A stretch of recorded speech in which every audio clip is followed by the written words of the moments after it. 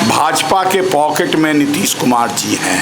पुल बनता है वो गिर जाती है, सड़क बनती है उद्घाटन के पहले ही समाप्त हो। जन स्वराज केवल वोट कटवा के नाम पर ही फेमस हुए हैं।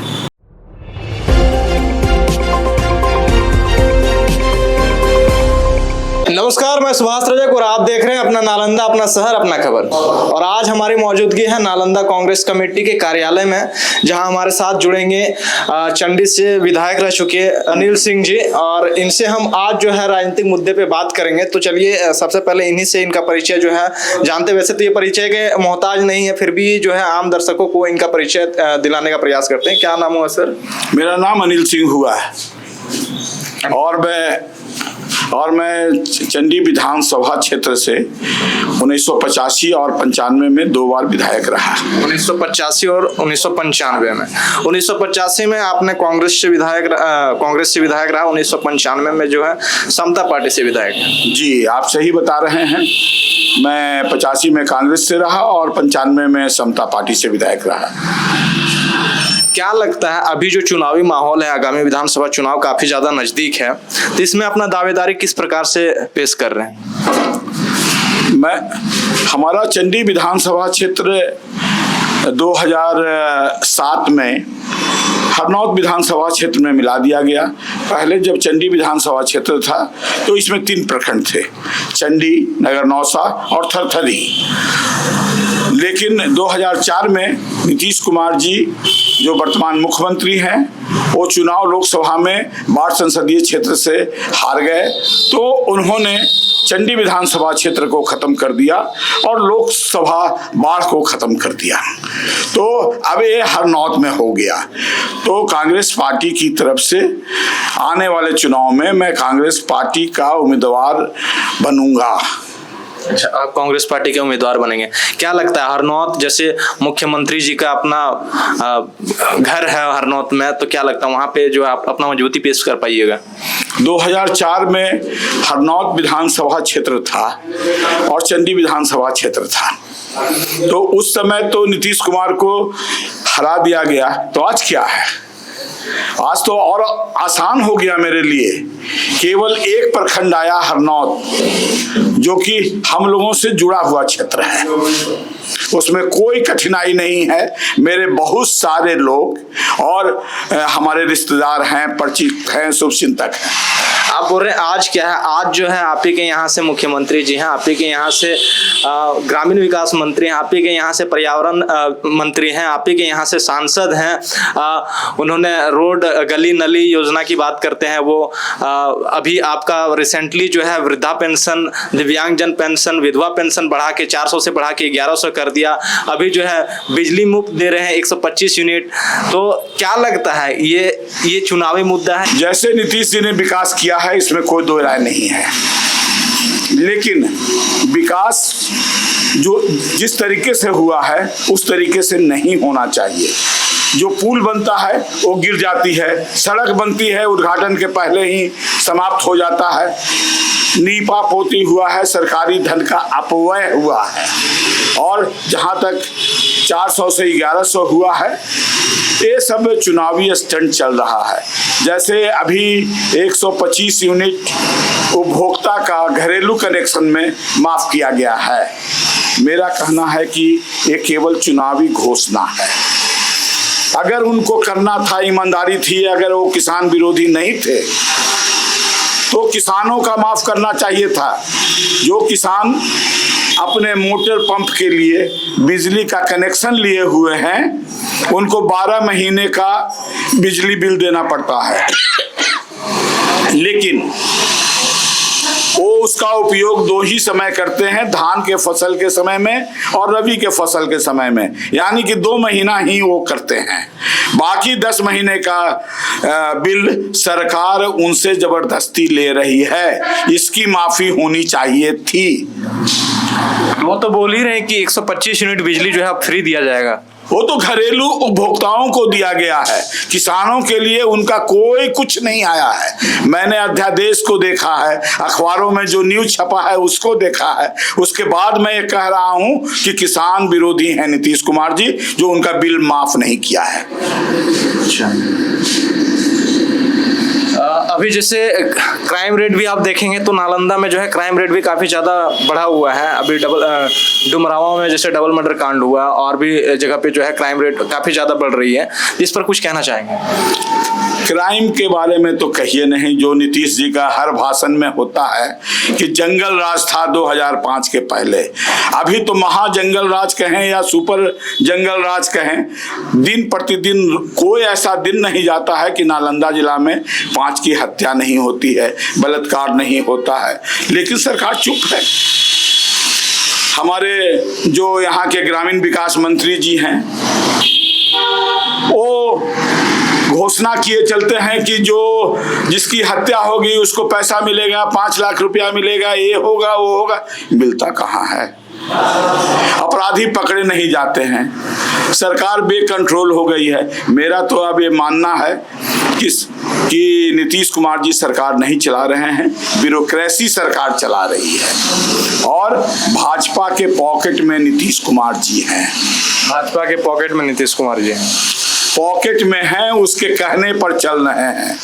नहीं तो इनको तो यही सम्राट चौधरी जी जो हैं कहा था कि अब ये मेंटली पागल हो चुके हैं। जो उनके उप मुख्यमंत्री हैं, उनका कहिए तो मैं ट्यूब पर दिखला दूं, मुख्यमंत्री बनने के पहले का है और बदल गए, इसलिए कि जो चाहते हैं वही हो रहा है। भाजपा जो चाहती है वही हो रही है। जैसे आप न्यूज़ पे भी देख रहे होंगे, 1-2 दिन से जो है नालंदा में बाढ़ की समस्या बनी हुई है। झारखंड से पानी छोड़ा गया है और जो है नालंदा में बाढ़ की समस्या बन गई। बहुत सारे जैसे महादलित टोला है वो भी डूबने की कगार में थे।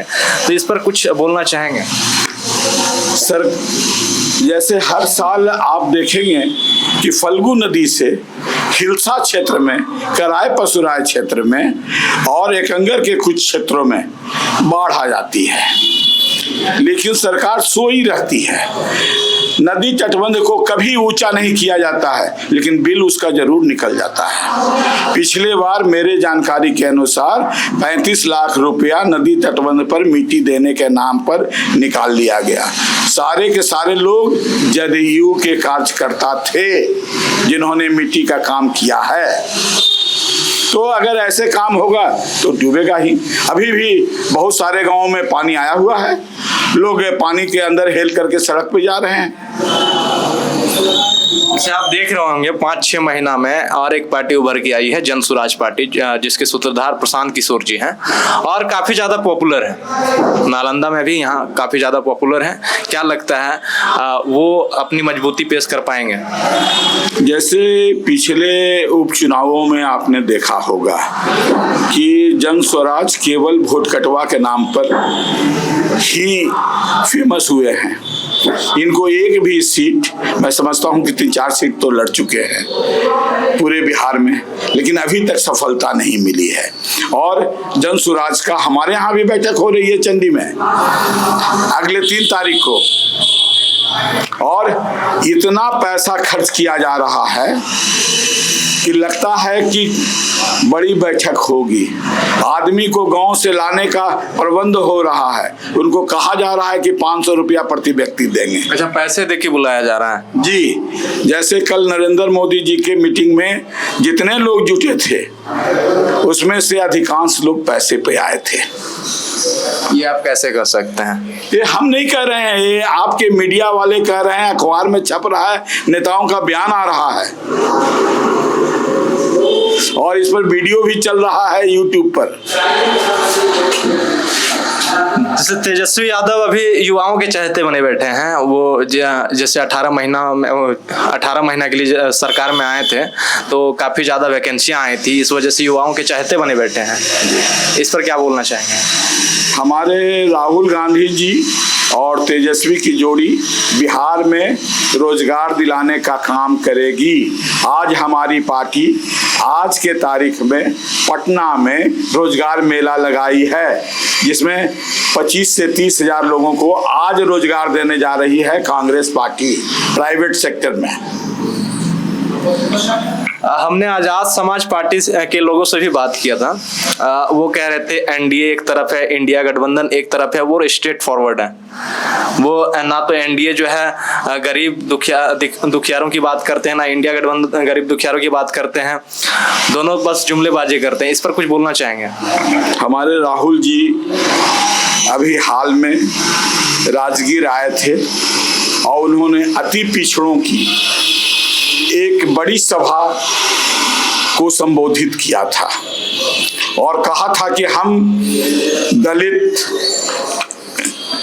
अनुसूचित जाति और अति पिछड़ों की उचित भागीदारी दिलाने का काम करेंगे। ये हमारा वादा है और हमें विश्वास है कि वो जरूर दिलाएंगे। अंत में लोगों को क्या कहना चाहेंगे? लोगों को कहना चाहेंगे कि अब वो समय आ गया है कि एनडीए को बिहार से उखाड़ फेंकना चाहिए। अब समय आ गया है। अब सरकार महागठबंधन के लोगों को दे देना चाहिए। महागठबंधन इस राज्य का विकास करेगी, उसको छोड़ के किसी से बिहार का विकास नहीं होगा। सरकार तो आपकी भी थी बिहार में, सेंटर में, और जो है तब भी पलायन जारी था, अब भी पलायन जारी है। तब भी रोजगार की समस्या थी, अब भी रोजगार की समस्या है। आपका क्या प्लानिंग रहने वाला है अगर आप चुनाव जीतते हैं तो? हम अगर चुनाव जीतते हैं हरनौत विधानसभा क्षेत्र से, तो हम इसको रोकने के लिए स्थानीय स्तर पर या जिला स्तर पर हम इंडस्ट्री को लगाएंगे और वहां रोजगार दिलाएंगे। और अगर हमारी सरकार बिहार में बनेगी, दिल्ली में बनेगी, तो बड़े स्तर पर बिहार में हम लोग इंडस्ट्री को शुरुआत करेंगे। घरेलू उद्योग से लेकर के कुटीर उद्योग, जितने तरह के उद्योग होते हैं जो हम लगाएंगे। आपको एक मजे की बात बताता हूँ। जब नीतीश जी कृषि मंत्री थे तो चंडी में एक उर्वरक कारखाना लगाने का शिलान्यास किया था और आज तक वो जो है शिलापट वो लगा हुआ है। उसके बाद एक ईंटा नहीं लगा और इसको करीब 40 वर्ष हो गए। नीतीश जी ने दूसरा काम किया था टाल क्षेत्र के विकास के लिए कि पानी को कैसे रोका जाए टाल में। उसके लिए लंबा प्रोजेक्ट बनाया था और सबका उद्घाटन उन्होंने और जगदानंद जी ने किया था। कोई काम नहीं हुआ। पैसे उसमें हम समझते हैं कि 400 करोड़ से ज्यादा निकल गया था। तो क्या कहिएगा, इनका कभी सोच ही नहीं रहा इंडस्ट्री लगाने का। एक हरनौत में रेल कारखाना लगा, क्या स्थिति है उसकी? वहां के लोगों को छटनी किया जा रहा है। आज एनडीए की गवर्नमेंट है, रोक नहीं सकते हैं। और इसमें बहाली होनी चाहिए थी जहां छटनी हो रही है। तो इन लोग जुआ विरोधी भी हैं, रोजगार देना नहीं चाहते हैं, केवल लुभावना नारा देना चाहते हैं। मैं इतना ही कहना चाहूंगा आज। बहुत बहुत धन्यवाद आपका हमसे जुड़ने के लिए। बने रहिए हमारे चैनल के साथ, ऐसे ही अपडेट्स जो है आपके लिए हर रोज लाते रहेंगे। कैमरामैन संजय के साथ मैं सुभाष रजक, धन्यवाद।